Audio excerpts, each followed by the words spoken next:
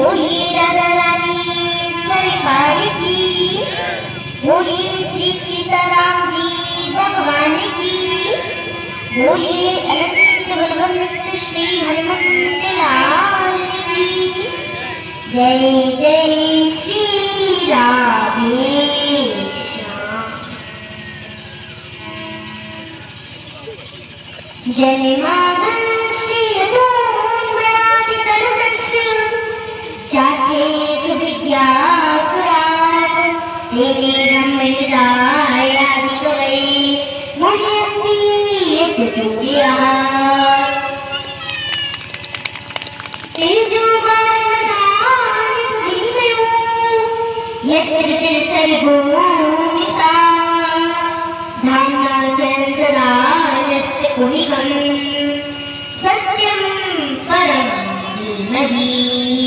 सत्यम परम धीमहि, जो परमात्मा जन्म देने वाले हैं, पालन करने वाले हैं, संहार करने वाले हैं, जो सब कुछ जानने वाले हैं।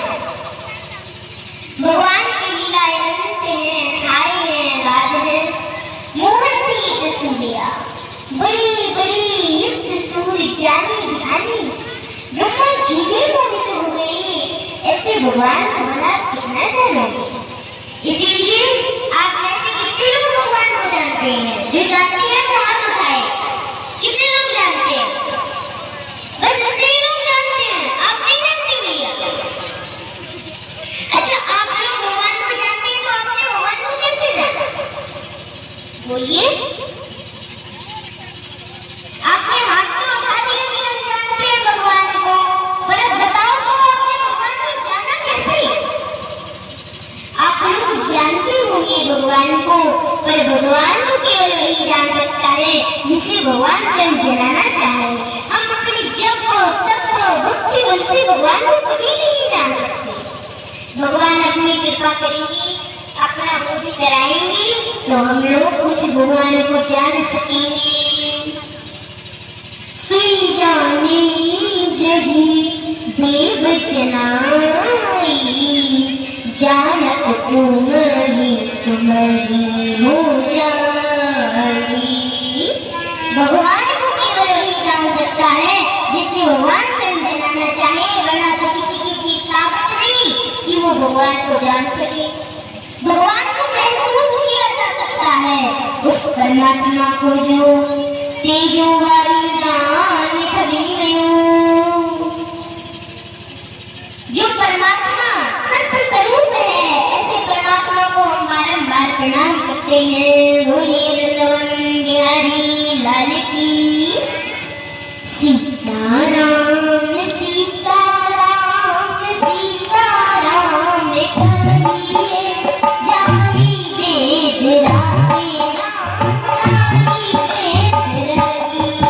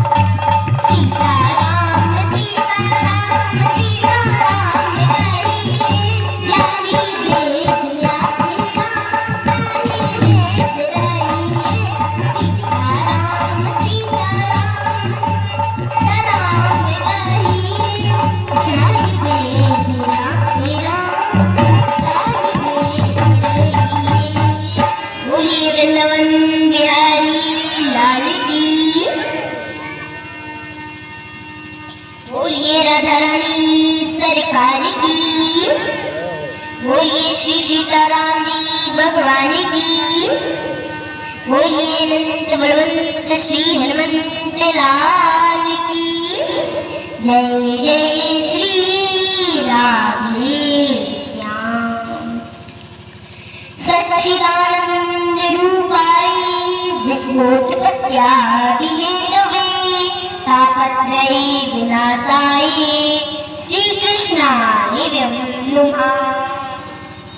सच्चिद आनंद ईश्वर कैसे है? ईश्वर को क्या कहा जाता है? ईश्वर को सच्चिदानंद कहा जाता है। सद्धन चिद्धन आनंदन। ईश्वर को इन 3 नामों से जाना जाता है। क्या नाम है? सत्य चित आनंद। सत्य किसे कहते हैं? जिसका कभी नाश ना हो उसे सत्य कहते हैं, कभी परिवर्तन ना हो उसे सत्य कहते हैं। क्या आप सत्य हैं? क्या हम सत्य हैं? क्या ये जगत सत्य है? ना, क्योंकि संसार परिवर्तनशील है, इसीलिए इसे सत्य नहीं कहा जा सकता। आप जब जन्म लेते हैं तो कितने से होते हैं? आज आप नहीं बने मतलब परिवर्तनशील है। ये जगत भी परिवर्तनशील है। जो कल था वो आज नहीं है, आज है वो कल नहीं रहेगा। यदि परिवर्तन नहीं होता किसी में तो केवल एक है, वो है परमात्मा, वो है ईश्वर, वो है नारायण। इसीलिए उन्हें आनंद कहा गया, उन्हें सत्य कहा गया। शंकर जी कह रहे हैं, उमा कहूँ मैं अनुभव्य अपना, सत्य हरि भजन जगत सब सपना। क्यों माँ? भगवान से कह रहे हो माँ सत्य हरि भजन। भगवान का नाम ही सत्य है, बाकी सब क्या है? सब बेकार है, सब झूठे है। इसीलिए काम करते रहिएगा और नाम करते रहिएगा। अच्छा, नाम की बड़ी महिमा है। शब्दों में बड़ी जान होती है। शब्दों में क्या होती है? जान। अच्छा, आप लोगों को लगता है कि शब्दों में जान होती है या नहीं? शब्द बहुत बलशाली होते हैं। कहते हैं तलवार जो काम नहीं करती, कहते हैं तलवार जो काम नहीं करती वो कभी कभी शब्द कर देती है, और किसी भी डॉक्टर की दवाई जो काम नहीं करती वो कभी कभी शब्द कर देते हैं। कहते हैं ना, भर जाते हैं वो भाव, भर जाते हैं वो भाव जो बनते हैं गोली से, और नहीं बनते वो भाव जो बनते हैं कभी गोली से। एक शब्द मन को भाव करता है तो एक शब्द मन पट्टी का काम करता है। आइए मैं शब्दों की जान आपको बतलाती हूँ। शब्द क्या है? शब्द प्राण है, शब्द ब्रह्मा है, शब्द ईश्वर है। कैसे जय सकते हैं? आप बड़ी प्रसन्न घर से निकले, तभी रास्ते में आपको किसी ने दो गाली दे दी, तो आपकी प्रसन्नता, आपकी खुशी, आपका शांत का मन तुरंत आसान हो जाएगा कि नहीं? आप लाल पीली होने लगेंगे कि नहीं? गुस्सा आ जाएगा कि नहीं? आप घर से निकले थे प्रसन्न, तभी रास्ते में किसी ने दो गाली दे दी, आप लाल पीली हो गए, चेहरे की रंगत उड़ गई। किसने उड़ा दी? गाली नहीं तोड़ा दी। गाली क्या है? शब्द ही तो है। गाली सुनने से यदि आपकी शांति भंग होती है तो एक शब्द वो है जिसे गाली कहते हैं, पर एक शब्द वो है जिसे हम कथा कहते हैं। गाली सुनने से मन शांत होता है, पर याद रखना हो तो कथा सुनने से मन शांत हो जाता है। अभी आपको शांति मिल रही है कि नहीं? ये शांति क्या है? शब्द ही तो है। झगड़े की जड़ क्या है? शब्द ही तो है। इसीलिए शब्दों में बड़ी जान होती है। इन्हीं से आँख की अरदास और अजान होती है। यही वो समुद्र के मोती हैं जिनसे इंसान को इंसान पहचान होती है। इस शब्दों में बड़ी जान। आइए मैं शब्दों के महत्व आपको समझाऊं। तो भागवत शब्द है, और शब्द क्या है? बोले मंदिर में भगवान किस रूप में? मूर्ति के। घर में भगवान किस रूप में? माँ बाप के रूप में। तो ऐसे ही भागवत में भगवान शब्द रूप में विद्यमान है। शब्द ही ब्रह्म है। मंदिर में मूर्ति के रूप में, घर में भगवान किस रूप में, माँ बाप के रूप में, गौशाला में भगवान के रूप में, गौ माता के रूप में, समुद्र में भगवान किस रूप में, सागर के रूप में, जंगल में भगवान किस रूप में, वृक्ष और पीपल के रूप में, नदियों में भगवान किस रूप में, गंगा यमुना के रूप में। तो ऐसे ही भागवत में भगवान सत्य रूप में समाये हैं। हर भक्त जान डालता है तो ये भागवत की कथा है जो तन को नहीं मन को शुद्ध करने आती है। मंत्र जाप मम दृढ़ विश्वासा। इसीलिए मैं प्रार्थना आपसे अभी से करना चाहूंगी कि भगवान की भक्ति की प्रथम सीढ़ी जो है वो है विश्वास। इसीलिए भगवान के चरणों में विश्वास बनाए रखिएगा और विश्वास नहीं दृढ़ विश्वास। भगवान की भक्ति की प्रथम सीढ़ी विश्वास है। सत्य बराबर तप नहीं, झूठ बराबर काम, जाके हृदय साच है प्रभुता की हृदय नहीं। सबसे बड़ी तपस्या क्या है? जंगल में जाना तप नहीं है। आपकी प्रार्थना है कि कभी भी जंगल में जाने का विचार न करना, घर में ही रहना और घर में रहकर के जीवन की गाड़ी को सत्य की पटरी पर चलाते रहना। भगवान सत्यवादियों को प्राप्त होते हैं। जो भगवान पे विश्वास रखता है उसे भगवान के पास जाना नहीं पड़ता, भगवान उसके पास खुद आते हैं। देख लो ना, दशरथ जी को राम के पास थोड़ी जाना पड़ा था, राम खुद दशरथ जी के पास आए। सबरी को राम के पास थोड़ी जाना पड़ा था, राम खुद सबरी के पास आए। कीवट को राम के पास थोड़ी जाना पड़ा था, राम खुद कीवट के पास आए। जटायु को राम के पास थोड़ी जाना पड़ा था, राम खुद जटायु के पास आए। सत्य के मार्ग पर आप चलते जाइएगा, चलते जाइएगा।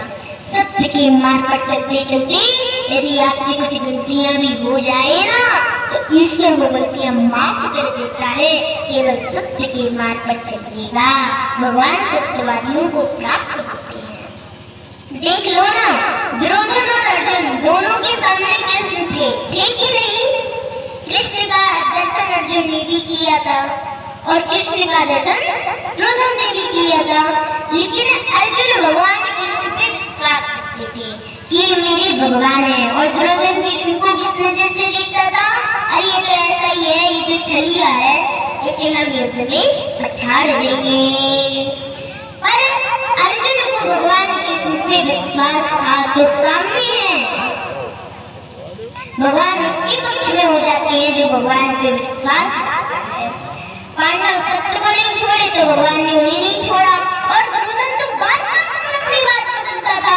उसे तो युद्ध जीतना था, चाहे छल करना पड़े, चाहे कपट करना पड़े, सारी हरकत कर डाली दुर्योधन ने, सारी हरकत कर डाली दुर्योधन ने। भरी सभा में एक नारी के कपड़े उतारने चाहे, निर्वस्त्र करना चाहा। क्या ये धर्म था? क्या ये न्याय था? अगर आप अन्याय करेंगे तो क्या ईश्वर आपके साथ खड़ा रहेगा?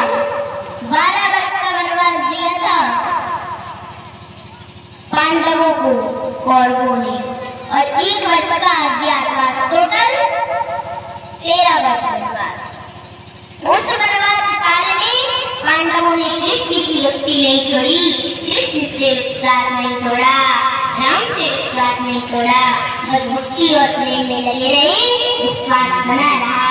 अब भगवान ने देखा कि ये पक्ष है, याद रखना में यदि बड़ा कच्चा होगा उसमें पानी भरेंगे वो बह जाएगा, बड़ा पक्का लोगे तो पानी फैलेगा।